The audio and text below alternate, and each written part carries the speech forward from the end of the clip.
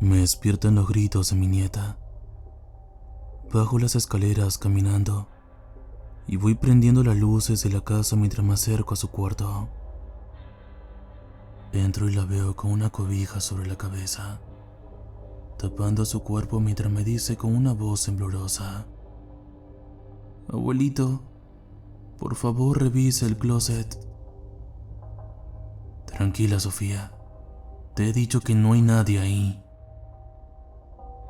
Así que abro las dos puertas del pesado y viejo armario para encontrarme con nada en absoluto. Las vuelvo a cerrar y con un tono burlesco le digo: Jacobo no está en el closet. Ella extrañada me pregunta quién es Jacobo. Jacobo es el monstruo del closet, el cual se lleva a los niños que no se duermen y desobedecen a sus padres. Pero si te portas bien, Sofía, Jacobo no te hará nada. ¿De verdad, abuelito? Sí, Sofía, dije con una sonrisa de oreja a oreja. Al parecer la historia del monstruo está funcionando, y ya solo bastaría con que ella se encariñara con el monstruo para que así perdiera su miedo a dormir sola. Acto seguido me acerco al closet y toco 2 veces mientras digo: ¿Verdad que sí, Jacobo? De repente, una voz ronca y áspera desde adentro me responde: No, no es cierto. Se va la luz y escucho horrorizado cómo las puertas del closet se abren lentamente.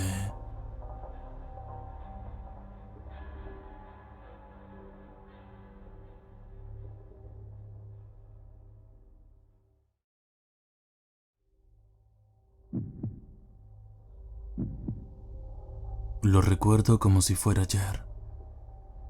Mi madre estaba en el trabajo y mi hermano Darrell me vigilaba. Darrell era mayor que yo, unos 6 años, y era un poco idiota.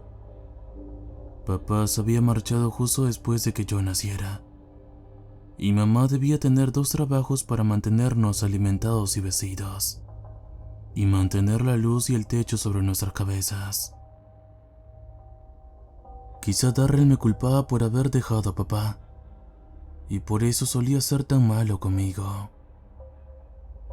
Nunca era violento, aunque tenía la sensación de que a veces quería hacerlo, pero siempre se burlaba de mí. Me decía que había un monstruo en el sótano que me comería, y me decía que había un fantasma en el ático, que el hombre del saco vendría a llevarme. Sobre todo los pervertidos que algún día me llevarían a la calle para hacer cosas que yo no entendía realmente a esa edad. Le gustaba asustarme, y creo que así fue como llegamos al tema del hombre del maíz. Sucedió una tarde en la que jugábamos al escondite.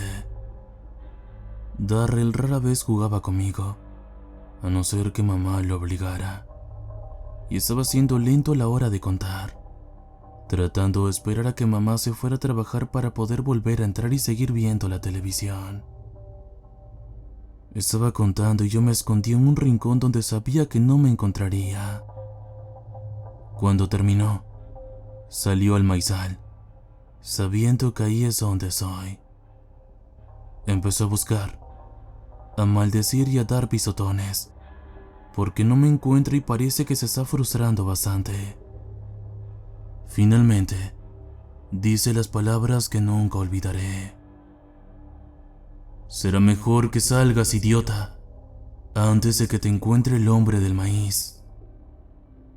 Me levanté. Estaba bastante cerca de encontrarme y le pregunté quién era el hombre del maíz. Darrell sonrió con maldad, viendo otra oportunidad para asustarme y volver a entrar en la casa también. El hombre del maíz, dijo Darrell, vivía en los campos de maíz que parecían rodear perpetuamente nuestra casa. El campo estaba lleno de maíz durante esa época del año, y Darrell dijo que el hombre del maíz lo vigilaba y atrapaba a los niños pequeños que salían a jugar entre el maíz. Decía que el hombre del maíz no podía verte si te quedabas quieto. Si te quedabas quieto, sin moverte ni un centímetro, no te vería y pensaría que eras un tallo de maíz más. Le dije que no mintiera, pero me dijo que era cierto, y que debíamos volver a entrar antes de que el hombre del maíz nos atrapara en el cultivo. Estábamos los dos en la sala de estar, con Darrell agarrando el control remoto y hojeando los canales, mientras mamá se despedía y se iba por la noche. Se había pasado esa semana atormentándome con historias sobre el hombre del maíz que, por lo general, solo eran formas de conseguir que hiciera cosas. El hombre del maíz vendrá a tu casa si huele que hay basura en tu casa. Mejor sácala antes de que la olfatee. El hombre del maíz viene a llevarse a los niños desordenados, así que será mejor que limpies alrededor de la casa. Al hombre del maíz le encanta comer soplones, así que vete y dile a mamá que me has visto fumando. Espero estar despierto cuando venga a buscarte. Sin embargo, esa noche, sonrió cuando alguien llamó a la puerta y me dijo que fuera a abrirla. Me estremecí. No quería salir al anochecer. No después de que me hubiera dicho que el hombre del maíz cazaba sobre todo por la noche, y normalmente a los niños que salían al anochecer. Me empujó con su bota mientras sudaba, y tropecé con la puerta cuando alguien volvió a golpearla. Me tembló la mano cuando la extendí, girando el pomo lentamente mientras la abría. Suspiré, feliz de ver a Reggie y Clyde por primera vez en mi vida. Reggie y Clyde habían sido amigos de Darrell desde la escuela primaria. Mark también solía estar con ellos, pero supuse que debía de estar haciendo otra cosa. A menudo participaban en las travesuras de Darrell, y yo odiaba verlos por aquí.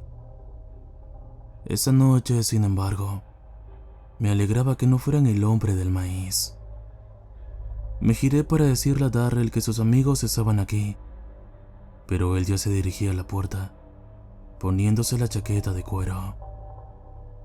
Me dijo que iba a salir, y le pregunté a dónde iba al anochecer. No es que sea de tu incumbencia, pero vamos a invocar al hombre del maíz para que nos conceda un deseo.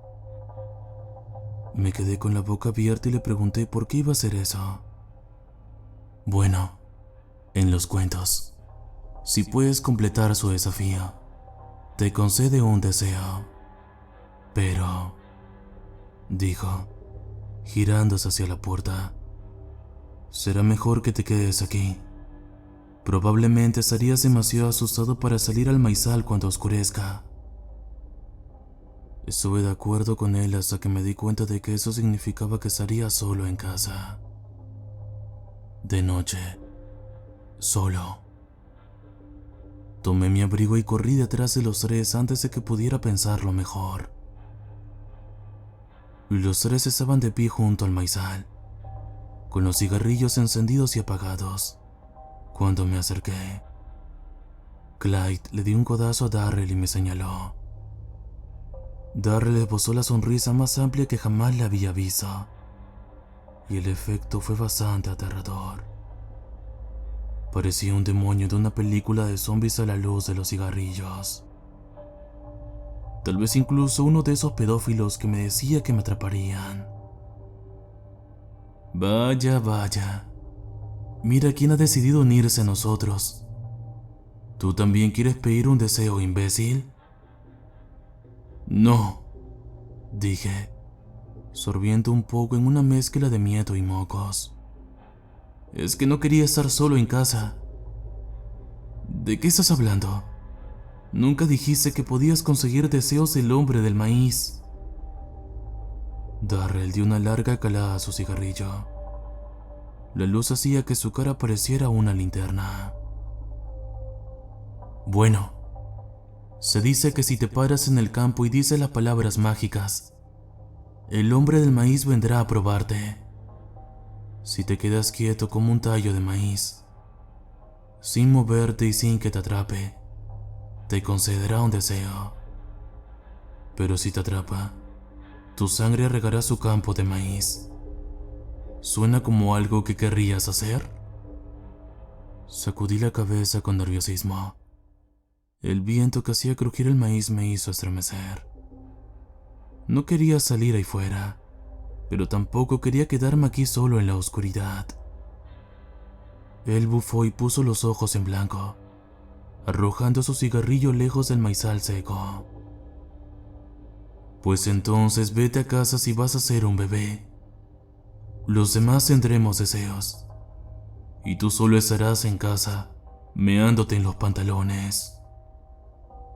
Volví a negar con la cabeza, y él debió tomarlo como un asentimiento. Entonces ven, o no lo hagas, no me importa. Se adentraron en el espeso campo de maíz y yo lo seguí.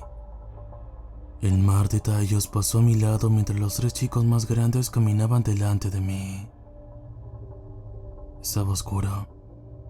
Los pájaros nocturnos y el sonido de los animales sintonizaban a nuestro alrededor.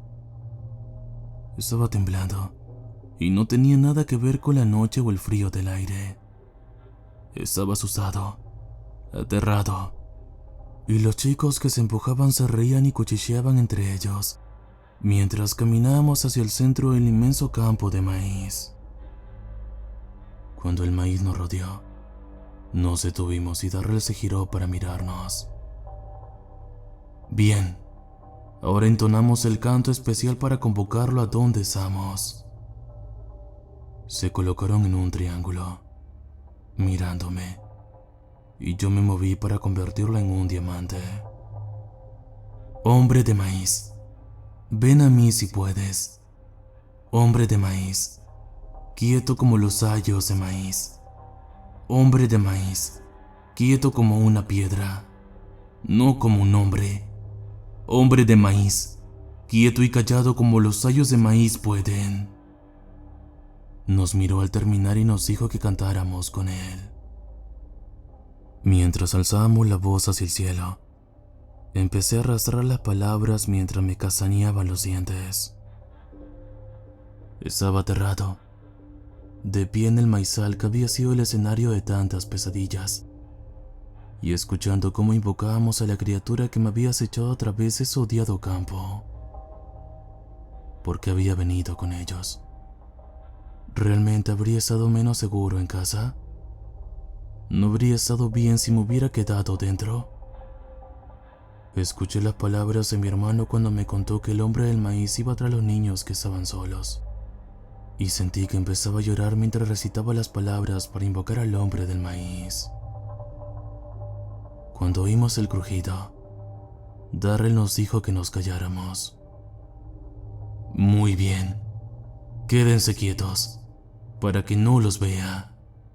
Si se mueven, los atrapará y serán muertos.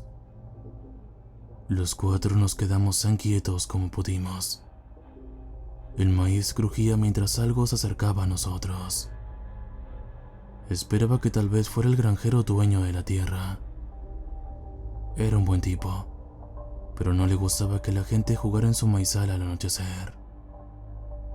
Si no era él, esperaba que fuera alguno de los adolescentes a los que solía echar del campo. Que fuera cualquiera menos el monstruo sombrío que era el hombre del maíz. Era como un espantapájaros con tallos de maíz por manos y una boca llena de dientes negros en mis sueños. Podía crecer muy alto sobre sus patas de tallo de maíz y era más rápido que cualquier cosa, incluso que Jason o Michelle Myers. Mientras estábamos en el campo como idiotas, vi la cabeza de saco de un espantapájaros atravesar los tallos y tuve que reprimir un grito. Llevaba un overol y un sombrero de paja. Su cara era un saco con pintura de grasa y salió tambaleándose del maíz. Tenía manos normales, pero una de ellas sostenía una hoz y la otra un hacha. Mientras salía del maíz, me quedé lo más quieto posible, sin mover un solo músculo. Era real. En mi mente, había creído en él, pero esperaba que no fuera real. Es difícil de explicar, pero una parte racional de mi mente sabía que todo era una tontería de mi hermano para asustarme. Ahora estaba obligado a cobardarme al ver a ese terror cazar por el campo en busca de nosotros. Se movía como un espectro, silencioso y seguro excepto por el crujido de las viejas hojas de maíz. A veces golpeaba los sayos con su hoz, y tuve que evitar que me castañeran los dientes cuando se giró para mirar por fin mi escondite. Hasta entonces, se había paseado como uno de esos adultos que fingen buscarte. Sentí que sabía dónde estábamos. Estaba eligiendo no encontrarnos, y ahora el juego había terminado. Moví los ojos alrededor, sin atreverme a girar la cabeza, pero no pude ver a mi hermano ni a sus amigos por ningún lado. ¿Habrían escapado? Al fin y al cabo, la idea era suya. ¿Por qué iban a huir? ¿Habían sido atrapados por el hombre del maíz? No, lo habría oído. Tenían que haberme abandonado. Darrell finalmente se había cansado de tenerme cerca y decidió que el hombre del maíz hiciera el trabajo sucio por él. Mamá y la policía me buscarían, pero nunca encontrarían mi cuerpo. El maíz se regaría para siempre. Mientras mis ojos daban vueltas, buscándolos, la cabeza del saco se giró hacia mí y la criatura empezó a caminar en mi dirección. Me quedé sin palabras, totalmente aterrado, y mientras permanecía de pie como una estatua, sentí un cálido chorro de orina correr por mi pierna cuando la capucha de tela se acercó a pocos centímetros de mi cara. Podía oír su respiración áspera bajo la capucha, oler su aire mientras me miraba fijamente, y me encontré deseando que acabara de una vez. Nos miramos fijamente durante 20 minutos, antes de que el hombre del maíz soltara una carcajada apenas contenida y dejara caer sus armas al suelo. ¿Me estás haciendo una broma? Darrell, tu hermano se ha meado en los pantalones.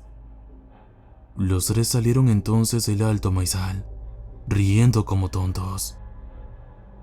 Se quitó la máscara para revelar la estúpida cara sudorosa de Mark, mientras se reía de mí. Me rodearon como una manada de chacales, y todos señalaron la mancha de orina en mis pantalones y el líquido que corría hacia la tierra. Sentí que las lágrimas volvían a caer, pero mi cuerpo seguía encerrado en una mueca de terror. Darrell me había vuelto a engañar, me había aterrado y humillado, y ahora tendría que volver a casa con los pantalones fríos y mojados, mientras mi hermano y sus amigos se reían de mí. Quería salir corriendo, pero mis piernas aún no estaban preparadas para impulsarme. Probablemente esa era la única razón por la que seguía vivo. Vi que Mar se sacudía de repente. La sonrisa se le borraba de la cara cuando algo le salía del estómago. Salpicó algo a mi hermano y a sus amigos, aunque se dieron cuenta demasiado tarde. Yo, sin embargo, no pude evitar verlo mientras me salpicaba la cara y el pecho. Era sangre, espesa y roja, y se giraron mientras un horror salía de los campos de frondosos tallos de maíz. Mi respiración no le había hecho justicia. El hombre del maíz, o lo que fuera, se parecía más a un terrible muñeco de paja que se veía a veces en el mercado de agricultores cuando mamá nos llevaba. Parecía estar tejido con hojas y tallos de maíz y la sea de la planta. Era tierra y hojas, y mazorcas de maíz y plantas vivas. Todo su cuerpo parecía moverse como una enredadera viva. Se movía con toda su forma, con todo su ser, y se dirigía hacia Darrell y sus amigos como una fuerza de la naturaleza. Clyde se había girado para mirar lo que lo había mojado, y vi como aquel retorcido nudo de raíces y tallos de maíz lo golpeaba en un lado de la cabeza. Su cuello se rompió de forma audible, con el hueso asomando por el cuello, mientras caía de lado sobre el maíz. Darrell gritó. Reggie maldijo en voz alta, y yo me quedé con miedo mientras el hombre del maíz seguía con su trabajo. «No puede ser», gritó Darrell, dando un paso atrás mientras se giraba para enfrentarse a la criatura. «De ninguna manera». «¿Es real?», preguntó Reggie. La criatura se detuvo momentáneamente mientras lo miraba especulativamente. «No, me lo he inventado. Me lo he inventado todo. No puede ser real. No puede ser real. No puede ser». Murió con esa negación en los labios. El hombre del maíz extendió su grueso brazo con raíces, y ese creció mientras se dirigía hacia la cabeza de Darrell. Los gritos de Darrell se cortaron cuando la raíz le cubrió la cara. Su garganta se abultó al verter sus raíces y tallos en su garganta. Pude ver cómo su cuerpo se retorcía, cómo sus extremidades se convulsionaban, mientras el hombre del maíz bombeaba sus raíces dentro de él. Mis mejillas estaban mojadas de nuevo. Mis lágrimas alimentadas por el terror corrían por mi cara mientras Reggie corría por ahí. Desapareció entre el maíz, justo a tiempo para perderse el destino de su amigo. El cuerpo de Darrell estalló en una explosión de tallos de maíz que salieron disparados de él en un rocío de raíces. Se derrumbó, muy muerto, mientras su forma era destrozada. Yacía hecho pedazos, con su cuerpo regando el maíz tal y como había dicho. Me volvieron a rociar con sangre, esta vez bañado en el diluvio, pero seguía congelado de miedo. Mi cuerpo había llegado a ese punto en el que estaba entumecido, demasiado asustado para moverse, y mientras el hombre del maíz acechaba, podía oír cómo se intensificaba mi respiración entrecortada. No podía moverme, no podía hablar, y solo sabía que ese era el momento en que mi propia sangre regaría los campos de maíz, al igual que la de Darrell. Se colocó frente a mí, como lo había hecho Mark cuando estaba fingiendo, y a medida que los segundos se extendían, sentí que mi corazón seguramente se detendría y moriría de miedo. Entonces, para mi asombro, el hombre del maíz habló. «Has superado mi desafío. Realmente puedes hacer lo mismo que los tallos de maíz, y te has ganado una bendición mía. ¿Qué deseas el hombre del maíz?». Me quedé sin palabras, con el cuerpo inmóvil, mientras seguía de pie como una estatua ante ese horror descomunal. Sus voces sonaban como el susurro del viento a través de los tallos de maíz, y si no hubiera estado congelado por el miedo, me habría estremecido cuando sus palabras me golpearon. Se cernió sobre mí, con su cuerpo bañado en la sangre de mi hermano y sus amigos, y me quedé temblando mientras me miraba fijamente. Ladeó la cabeza, las raíces haciendo un extraño ruido crujiente, mientras me estudiaba en mi miedo. «Vamos, hazlo ahora. ¿Debe haber algo que desees? Porque, si no, ¿te atreverías a morir a manos del hombre del maíz si no fuera por una bendición?». Lo miré. Incluso encorvado era más alto que yo, y mis ojos se llenaron de lágrimas, mi cuerpo incapaz de moverse. «Muy bien. Que sepas entonces que el hombre del maíz te debe una bendición, un favor como dice tu gente, y que volverá a cobrarlo en su momento. Piensa bien en tus deseos para que mi deuda sea pagada». Luego se alejó tras Reggie, con sus pasos rechinando mientras se movía, y yo me quedé de pie en medio de los tallos. Allí es donde me encontraron al día siguiente. Allí fue donde encontraron lo que quedaba de Darrell, Mark y Clyde. Estuve catatónico durante días.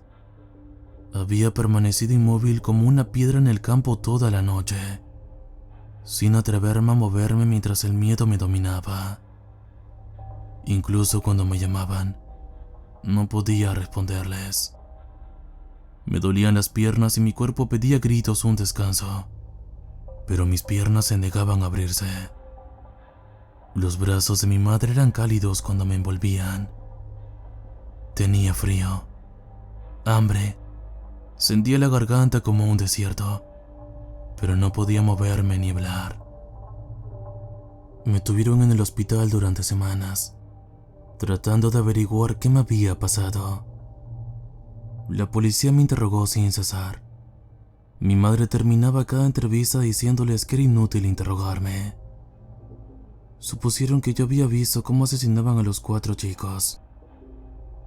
Los restos de Reggie fueron encontrados más lejos en el campo, y que yo había quedado traumatizado por el suceso.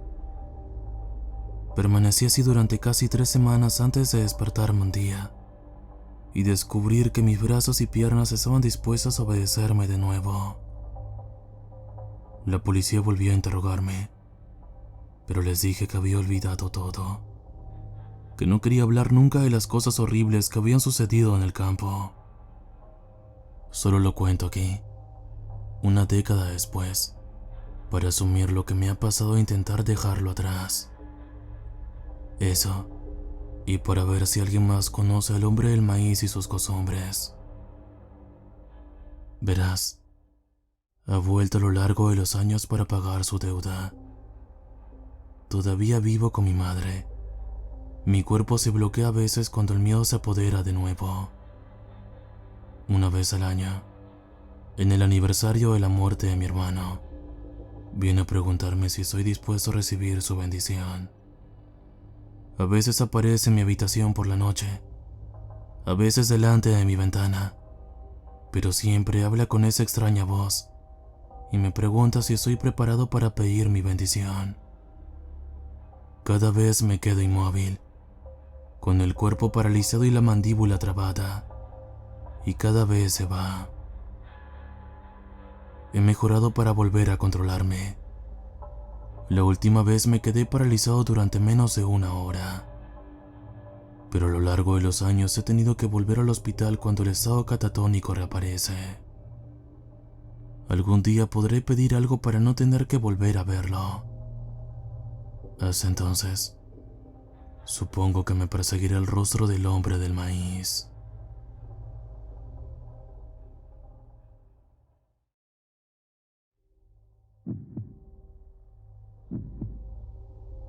Gabriela y Lidia, 2 pequeñas hermanas, tenían una relación muy especial, ya que una de ellas sufría ataques de asma, y muchas veces los padres tenían que llevarla de urgencia al hospital.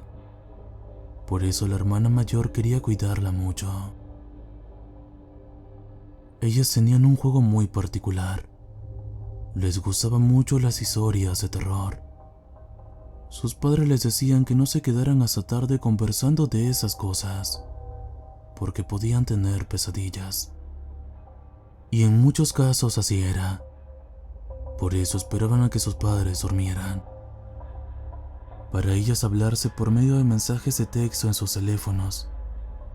Aprovechando la oscuridad de la noche, se asustaban mutuamente con llamadas algo perturbadoras. Cosas de niños, tal vez. Hola, Gabriela.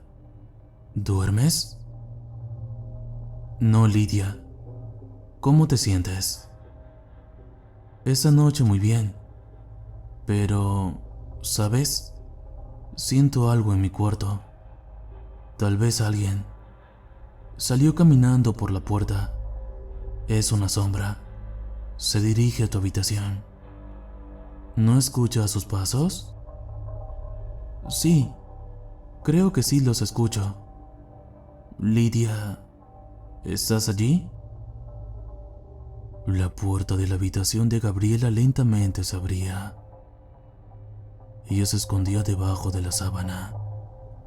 Y cuando menos lo esperaba, clic, se encendía la luz. Y allí estaba Lidia con alguna máscara de bruja o de vampiro, dando un grito espeluznante para asustar a su hermana. Luego ambas se reían hasta más no poder. Despertaban a sus padres, quienes la reprendían y obligaban a dormirse. Gabriela, consciente de la enfermedad de su hermana, la dejaba divertirse asusándola. Y así pasaron muchas noches, y muchos sustos y risas para las hermanas. Lidia cada vez cambiaba la forma de molestar a su hermana mayor.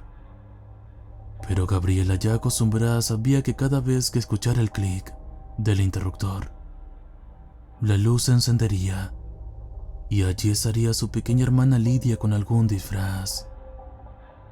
Sin embargo, una noche en particular, Lidia decidió realmente asustar a su hermana, llamándola al teléfono celular después de las 2 de la madrugada, despertándola repentinamente para conversarle de manera muy extraña, con una voz muy pausada, más bien como si no pudiera respirar muy bien. Gabriela, despierta. ¿Lidia? Por favor, hermanita, es muy tarde. Déjame dormir esta vez, ¿sí? No. Escucha, Gabriela. Algo está aquí. Dice que va por ti. Va arrastrándose por el suelo. Solo pude ver sus largas patas. No parece humano. Está en el pasillo. ¿No escuchas sus pasos? ¿No escuchas su aliento? Lidia, ya exageras. No me vas a asustar. Mejor duérmete ya. Sin embargo, Gabriela escuchaba por medio del teléfono cómo jadeaba Lidia. Su actitud era muy aterradora y continuó diciéndole: se acerca, Gabriela. Está frente a tu puerta. Su boca es enorme, muy enorme. Sí, Lidia, ya estás abriendo la puerta de mi habitación y escucho tus pasos aquí en la oscuridad de mi cuarto. Estoy bajo la sábana escondida, pero puedo ver tu silueta, aunque estás un poco más alta. Ahora haz el clic, enciende la luz y déjame ver tu disfraz. Así podré seguir durmiendo. Sí, ya estoy allí. La voz de Lidia había cambiado completamente. Parecía una voz ultratumba. Gabriela se puso algo nerviosa y justo antes de quitarse la sábana, recibió un mensaje de texto de uno de sus padres que decía: querida hija, Lidia sufrió un ataque. Ya está mejor, pero estamos en el hospital. No quisimos despertarte. Ella te manda saludos. Lamentamos haberte dejado sola en casa. Te queremos. Gabriela no podía hacer otra cosa más que temblar debajo de las sábanas. Aquella silueta seguía allí parada en la oscuridad de su habitación. Gabriela removió las sábanas que cubrían su cara. Sus ojos parecían salirse de sus cuencas. Su corazón también quería salir de su pecho. ¿Quién estaba allí con ella? En ese momento, justo cuando ella estaba paralizada por el terror, clic, se encendió la luz.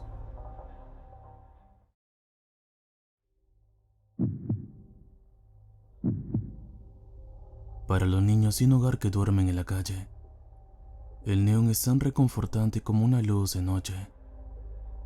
Los ángeles aman la luz de color también. Después del anochecer en el centro de Miami, mordisquean el edificio del Banco Nacional, siempre empapado en un resplandor verde, rosa o dorado. comen luz para poder volar, dice André, de 8 años, a los niños sentados en el patio del refugio de emergencia del Ejército de Salvación de la calle 38. André explica que los ángeles se esconden en el patio mientras estudian los mapas de batalla. Hay muchas muertes sucediendo en Miami, dice. ¿Quieres pelear? ¿Quieres aprender a vivir? Tienes que aprender las historias secretas. El pequeño grupo escucha atentamente esas historias contadas por niños sin hogar en refugios. En la noche de Navidad hace un año, Dios huyó del cielo para escapar de un audaz ataque demoníaco. Una ofensiva celestial de Ted. Los demonios se estrellaron para despejar el polvo de su palacio de mármol azul en la hermosa luna. Las noticias de televisión lo mantuvieron en secreto, pero los niños sin hogar en refugios en todo el país informan haber despertado de un sueño problemático y ser alertados por familiares muertos.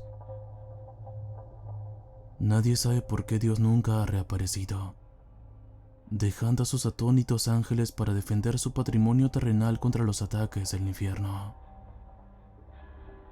Los demonios encontraron puertas para nuestro mundo, agrega Miguel, que se junta junto a André con los otros niños en el refugio del Ejército de Salvación. Las puertas de los demonios del infierno incluyen refrigeradores abandonados, espejos, el pueblo fantasma, el apodo que los niños tienen para un cementerio en algún lugar del condado de Dade, y Jeep Cherokees con ventanas polarizadas o negras. Los demonios se nutren de oscuras emociones humanas, celos, odio, miedo. Un demonio se mide incluso por Satanás. En los refugios de Miami, los niños la conocen por 2 nombres: Bloody Mary y La Llorona. Ella llora sangre o lágrimas negras de macabros vacíos y se alimenta del terror de los niños. Cuando matan a un niño accidentalmente en fuego cruzado de la cuadrilla os asesina, canta con alegría. Si te despiertas por la noche y la ves, dice un niño de 10 años en voz baja. Su ropa se está volviendo hacia atrás, incluso en una habitación en donde no hay viento, y sabes que te ha marcado para matarte. El principal aliado de los niños sin hogar es un hermoso ángel al que apodaron la Dama Azul. Ella tiene la piel azul pálida y vive en el océano, pero está cohibida por un hechizo. Los demonios lo hicieron para que solo tenga poder si conoce su nombre secreto, dice André, cuya madre ha pasado por 3 programas de rehabilitación por adicción al crack. Si tú y tus amigos cuando estén en una esquina en una calle con un auto que viene disparando balas y solo un niño grita su verdadero nombre, todo estará a salvo. Incluso si las balas se rasgan la piel, la Dama Azul las hace caer al suelo. Ella puede hablar con nosotros, incluso sin su nombre. Ella dice: «Espera». Un rubio de 6 años con una magulladura sobre el ojo, hinchado como un huevo de rubí y adornado con puntos negros, asiente con la cabeza en señal de afirmación. «La he visto», murmura. Un susurro de «yo también» se escucha a través del pequeño círculo de iniciados.